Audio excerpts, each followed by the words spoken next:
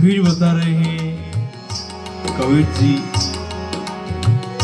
मन मोटा मन पातरा, मन पानी मन लाय, मन माटी मन मोटा मन पातरा, मन पानी मन लाय, मन के जैसी उपजे तैसी ही हुई जाय, मन के जैसी उपजे तैसी ही हुई जाय।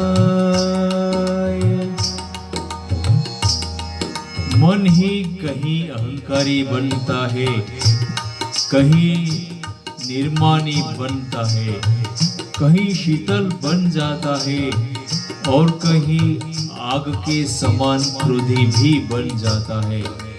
हृदय में जैसी भावना उत्पन्न होती है ऐसा ही मन हो जाता है, ऐसा ही मन हो जाता है। फिर क्या? मन दाता मन लालची, मन राजा मन रंक,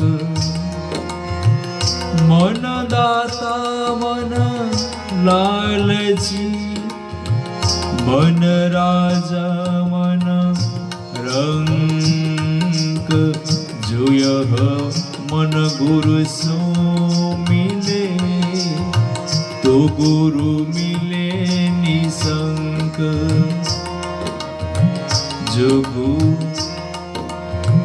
जो यह मन गुरु सो मिले तो गुरु मिले निसंक। यह मन ही शुद्धि अशुद्धि भेद से दाता लालची उदार कंजूस बनता है।